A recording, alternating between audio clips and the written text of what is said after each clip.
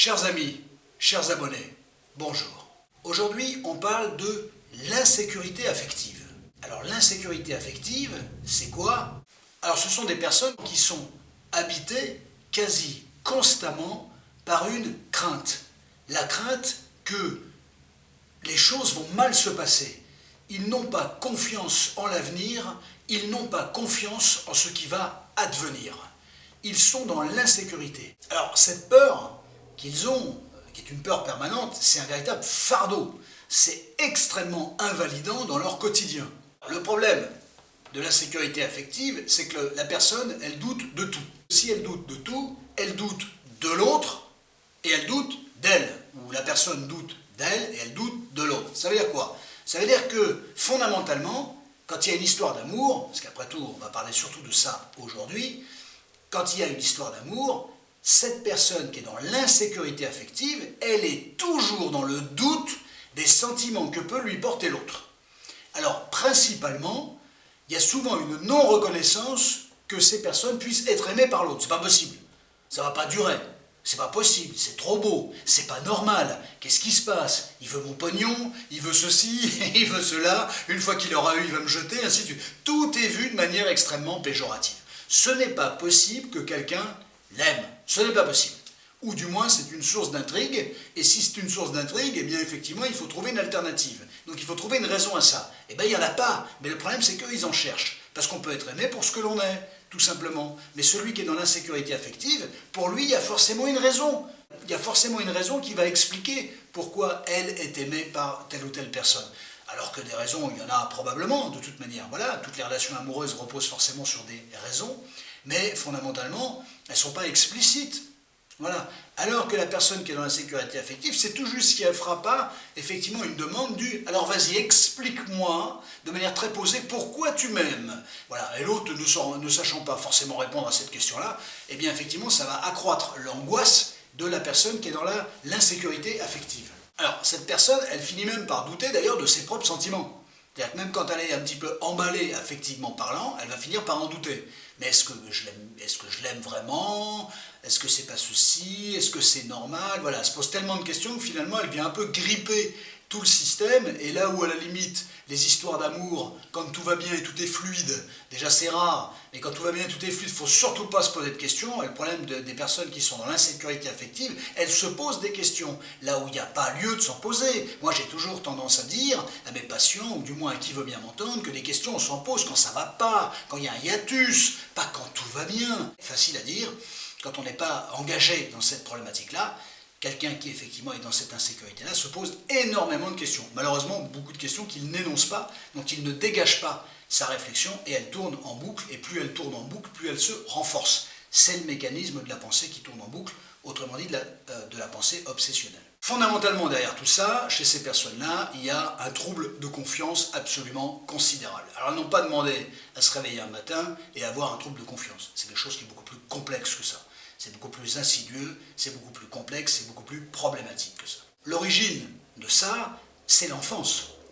À partir du moment où un adulte est dans l'insécurité affective, vous pouvez être quasi sûr, à 90-95% des cas, que la personne a grandi dans une insécurité affective.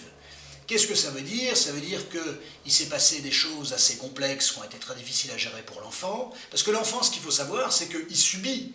Il subit le monde des adultes, il subit le monde, il le regarde, il est complètement impuissant. C'est toute sa difficulté, c'est pour ça qu'il faut l'accompagner.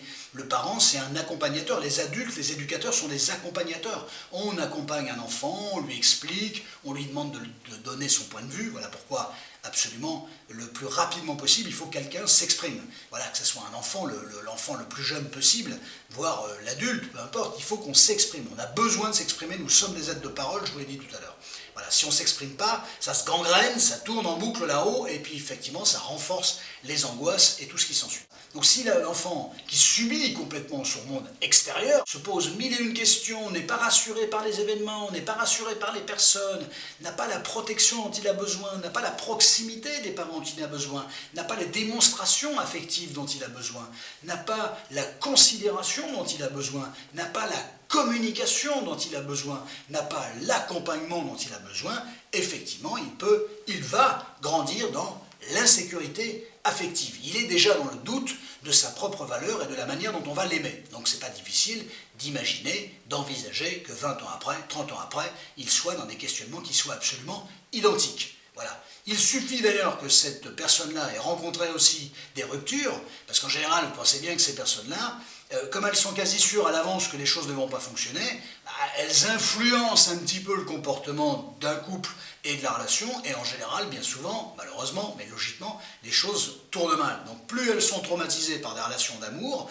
et plus effectivement elles doutent que l'amour soit possible pour eux ou pour elles. Et ça, c'est le souci. Ou alors on a le scénario inverse, c'est-à-dire qu'on a des enfants qui ont été surprotégés, totalement surprotégés, annihilés, objet-isés, et effectivement qui n'ont jamais pu prendre confiance en eux, c'est-à-dire que leur capacité à affronter la vie, ils subissaient encore d'une autre manière, on faisait tout à leur place, ils n'ont jamais pu acquérir ce bagage nécessaire pour affronter la vie, et effectivement pour se dire, ok, il y a des alternatives, mais je suis acteur de quelque chose. Ils n'ont pas été acteurs puisqu'on a tout fait à leur place, on les a surprotégés, on les a écrasés, et donc ils n'ont pas été acteurs puisqu'on a agi à leur place. Autrement dit, ils doutent de lui. Indépendamment de ça, les caractéristiques des gens qui sont dans l'insécurité affective, alors on va retrouver pêle-mêle. Ils ont toujours peur de ne pas être à la hauteur. Voilà, tout ce qu'ils font, ça va pas. Et même si eux déjà ils disent que ça va pas, mais ils prêtent à l'autre le fait que l'autre va leur dire que ça va pas. Voilà. Je sais très bien que ce que j'ai fait ne te convient pas. Alors que le gars ou la nana, elle a absolument rien dit, elle est même plutôt contente. Voilà, ben non, ces personnes-là tiendront toujours le discours que ce que j'ai fait, ça va pas. Moi, ça me plaît pas, mais je sais que ça te plaît pas. Ils parlent au nom des autres, vous voyez, c'est tellement affirmé, leurs doutes, leurs angoisses, c'est tellement affirmé qu'ils sont susceptibles de parler au nom de l'autre. Alors fondamentalement, c'est un truc que ça, c'est pas possible. On peut toujours le faire, mais ça tient pas debout. On peut jamais parler au nom de l'autre, c'est pas possible. La seule personne qui peut parler en son nom, c'est la personne. Voilà, on peut pas parler au nom de quelqu'un, c'est pas possible. Voilà. Alors, la grande angoisse là-dedans, c'est la peur de perdre l'autre. Voilà. D'accord, tu m'aimes là, mais demain tu m'aimeras plus, ou un jour tu m'aimeras plus, tu vas te lasser de moi, et ainsi de suite. Voilà, on retrouve ça constamment. Alors le grand souci de ça, de la peur de perdre l'autre, c'est que ces gens-là qui sont dans l'insécurité affective, ils scrutent n'importe quel fait et geste du partenaire. Il suffit qu'il y ait quelque chose qui ne va pas, le gars qui réagit ou la nana qui réagit un petit peu différemment, ça y est, c'est de leur faute, ça y est, c'est le signe d'un désinvestissement. Il va partir, il m'aime plus, il me désinvestit, il en aime une autre. Alors des fois il y a aussi tout le sentiment de jalousie qui vient se greffer. Voilà, il en aime une autre, elle en aime une autre, et ainsi de suite. Et ils partent dans leur broderie, alors que le gars ou la nana est un peu fatigué de la veille, pas bien dormi, deux, trois petits problèmes au boulot, voilà, rien à voir avec les relations affectives. Ils vont prêter aux compagnons le fait qu'ils ne les aiment plus, alors que pas du tout. Voilà, et ça c'est un véritable problème. C'est pareil, ils ont tellement peur d'être quittés qu'on se demande à quel degré ils vont s'investir. Alors soit, il y a deux configurations possibles. Soit effectivement, ça déclenche un mécanisme de dépendance affective, voilà, et parce que même s'ils doutent de l'amour de l'autre, ils ont besoin de l'amour de l'autre, donc ça déclenche la dépendance affective. Je vous renvoie vers la vidéo que j'ai faite sur la dépendance affective. Et ça peut être l'inverse aussi, c'est-à-dire que les gens ont tellement peur de souffrir finalement, non seulement de l'amour qu'ils portent, et de ce surquestionnement sur les sentiments de l'autre, qu'ils peuvent décrocher dans une relation affective à la moindre escarmouche, si je puis dire, mais en fait plus pour sortir d'un système qui devient très angoissant, parce qu'aimer pour certaines personnes c'est le truc le plus extraordinaire qui existe au monde, malheureusement aimer pour certaines autres personnes c'est le truc le plus angoissant qui existe au monde. Et ça, le rompre, c'est encore un moyen effectivement de sortir de quelque chose qui peut être très anxiogène. Voilà. Le fait de savoir que demain est incertain, qu'un couple démarre, qu'il y a des sentiments très forts, que ça peut s'arrêter, que si ça s'arrête, ça va faire très très très mal, eh bien effectivement, il y a des gens qui préfèrent arrêter le plus rapidement possible, plutôt que de poursuivre et de prendre un coup extrêmement rude par la suite. Alors le coup, vous n'êtes pas sûr de le prendre, mais le temps va forcément leur jouer un coup tordu, puisqu'ils n'ont pas confiance en l'avenir, ils n'ont pas confiance en eux, ils n'ont pas confiance en l'avenir. Donc à quoi bon avancer avec telle ou telle personne, à quoi bon faire un certain nombre d'efforts, puisque de toute manière, notre relation est vouée à l'échec. Donc ils peuvent arrêter des couples assez rapidement, ou au cours de route, mais alors que ça aurait pu très bien fonctionner, plus par peur, effectivement, par fuite d'une problématique, et une problématique exacerbée par l'amour. Donc, c'est pas que de la dépendance affective, c'est aussi des peurs, des angoisses et une capacité de retrait qui est chère à l'être humain dans un certain nombre de configurations. Voilà. Ce sont des personnes qui demandent à être rassurées constamment, non seulement sur l'amour qu'on leur porte, Et il faut non seulement leur dire, mais il faut le démontrer. Donc c'est des gens qui demandent énormément d'attention, qui en ont besoin, qui en réclament, ce sont des gens qui ont une grande tendresse d'ailleurs en eux, qui sont prêts à donner beaucoup de choses, mais donc c'est pas mal, c'est une valeur qui se perd, donc tout va bien, mais ce sont des gens qui sont assez demandeurs.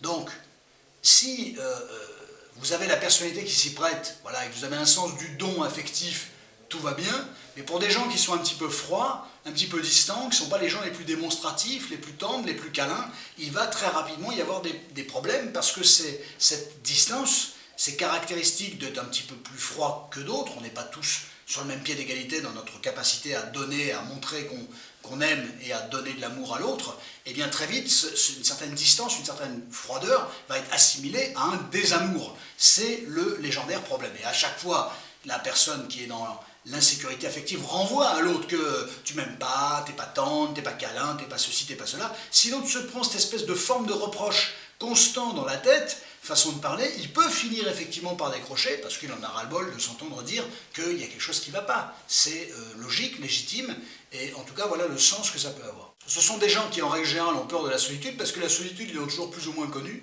puisqu'on ne s'est pas suffisamment occupé d'eux et qui ont grandi dans une certaine forme de solitude. Ils sont dans leur boucle, enfermés sur eux-mêmes, c'est un véritable problème, enfermés sur eux-mêmes, mais ils ont souvent cette impression qu'on ne peut pas les entendre et on ne peut pas les comprendre. Et d'ailleurs, c'est étayé par le fait qu'en général, ils ne parlent pas beaucoup d'eux. Donc c'est quand même difficile d'évaluer si quelqu'un nous comprend ou pas, compte tenu qu'on ne parle pas souvent de soi. Et ça, c'est le problème. Mais c'est un cercle vicieux, infernal, peu importe. C'est surtout une réalité psychique, psycho-labiale, si je puis dire. Et le souci, c'est que les gens sont enfermés dans leur certitude qu'on ne peut pas les aimer, qu'ils n'ont pas de valeur. Hein, il y a un trouble de confiance derrière. Hein, il me semble ne pas en avoir parlé. Il y a un énormissime trouble de confiance derrière tout ça. Et ça, c'est un véritable souci. J'ai même envie de dire, c'est la clé, c'est le souci principal. Et quand ça va bien, quand tout va bien, eh ben d'abord, c'est pas normal, c'est pas normal, et ça va pas durer. C'est pas possible. Ça va trop bien, c'est trop beau, c'est pas normal, il y a forcément un truc derrière et un truc tordu. Hein. Le gars qu'il aime ou la nana qu'il aime, il y a forcément un truc tordu, hein, c'est pas possible. Et puis voilà, ça va pas durer, c'est pas possible que ça dure. Ça va mal tourner. Ouais, et ben démarrer des épisodes dans la vie, démarrer des journées entières et des semaines entières tout seul dans un projet ou avec quelqu'un en vous disant que ça va pas durer, que ça va mal tourner, vous allez voir l'état d'esprit que vous allez avoir, vous allez voir comment ça va rejaillir sur vos actions et vous allez voir la résultante que ça va démarrer. Démarrer la même chose en disant ça va aller, je vais gérer, on va s'aimer, le truc je vais le gérer, je vais le comprendre, je vais le gérer, et ben vous allez voir que vous n'aurez pas du tout le même état d'esprit, les mêmes actions, et la résultante ne sera pas la même. Voilà, c'est du coaching comportemental, c'est du coaching cognitif, hein, c'est la pensée qui va driver les comportements, et la pensée favorable et les comportements favorables vont forcément générer ipso facto une résultante favorable plutôt que si tout est pris de manière péjorative. C'est de la logique, le tout c'est de le comprendre et de se donner les moyens de l'appliquer. J'ai pas dit que c'était simple. Mais en tout cas, la mécanique, elle est là. Comment on sort de ça? Il faut bien comprendre l'origine des choses. Donc, le passé affectif, et il faut que ces personnes-là arrivent à exhorter ce qu'elles ont dans la tête et qu'elles l'expriment par la parole. Donc ça peut être thérapeutique, c'est en général le cas, et ça peut être très utile. Bien comprendre. Et ensuite, effectivement, un espèce de reformatage, dans le bon sens du terme, de la pensée et des comportements. Ce qui est intéressant, c'est en thérapie brève, ou éventuellement au coaching, de travailler sur objectif. C'est-à-dire que le but est d'arriver effectivement à se rassurer. Oui, j'ai des projets, j'ai des envies, j'ai des désirs, et oui, je suis capable de les réaliser. Ça regonfle la confiance, et c'est absolument nécessaire d'œuvrer en ce sens. Et ça, c'est fabuleux. C'est comme ça que ça s'envisage au niveau thérapeutique. Alors les personnes qui sont atteintes par ce trouble, voilà, faites des choses, faites-le à votre rythme, tranquillement. Voilà, ne vous comparez pas à ce que les autres sont capables de faire. Acceptez vos forces et vos faiblesses. C'est pas un problème. Que vous ayez des forces et des faiblesses, tout le monde en a. C'est pas un souci. Acceptez-les. Les accepter, c'est en faire quelque chose. Les refuser, les nier, c'est encore la pire des choses. Ça va vous rattraper, ça va être compliqué. Apprenez à valoriser vos propres progrès, avec votre regard à vous. Voilà. Ne soyez pas dépendant du regard des autres, de ce que les autres vont dire, de l'approbation des autres. Parce que là où vous allez estimer que vous, ce que vous avez fait, c'est bien, il y a des gens pour qui c'est plus facile, pour eux, ils vont dire « ouais, que c'est pas mal, sans plus ». Et hop, ça va vous mettre un coup de bâton sur la tête. Et ça, c'est dangereux. Ne soyez pas dépendant du regard des autres. Voilà. Valorisez votre propre regard. Ne soyez pas dépendant du regard des autres. Voilà. Œuvrez. Il y a forcément des bonnes choses, voilà, vous progresserez, c'est fondamental de progresser. À votre rythme, on s'en fout du rythme des autres. Ce qui compte, c'est votre rythme, votre réalisation. Que vous soyez fiers de vous, voilà, c'est ça qui compte. Voilà, et vous permettre de prendre confiance en vous et d'affirmer effectivement que vous avez du potentiel. Voilà, histoire de sortir de cette croyance que pour vous rien n'est bon et que tous les événements que vous subissez, puisque moi je ne suis pas acteur de quelque chose, je vais forcément subir. Eh ben non, on subit beaucoup dans la vie, c'est vrai, malheureusement, mais c'est comme ça, on ne peut pas le changer, mais on peut surtout devenir très acteur. Et en étant très acteur, avec un état d'esprit plus favorable, ben on subit moins et on a une production, pour ne pas dire une productivité, qui est beaucoup plus exponentielle, beaucoup plus exacerbée que celle qu'on pourrait avoir ou celle qu'on pourrait ne pas avoir, si je puis dire, si on subit ou si on estime qu'on n'a pas notre rôle à jouer. Il y a toujours un rôle à jouer, il y a toujours quelque chose à faire. Le tout, c'est de croire en nos moyens et en nos possibilités, tout simplement. Chers amis, chers abonnés, petit sujet intéressant qui se rattache bien évidemment aux relations affectives, qui est une des doctrines, une grande doctrine de cette chaîne. J'espère vous avoir intéressé. Je vous dis à très bientôt pour d'autres sujets sur l'amour, les psychopathologies et éventuellement les relations Alex. Chers amis, chers abonnés, prenez grand soin de vous. À très bientôt.